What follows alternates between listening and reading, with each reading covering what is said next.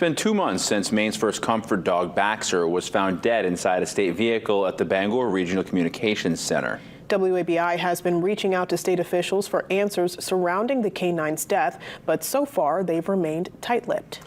The 3-year-old chocolate lab was found dead on May 28th inside the hot car. According to officials, something caused the running vehicle to unexpectedly turn off, which caused the vehicle's air conditioning to stop working. The Maine Department of Public Safety announced in June that information found during their review is now part of an independent investigation led by the Animal Welfare Program of the Maine Department of Agriculture, Conservation and Forestry.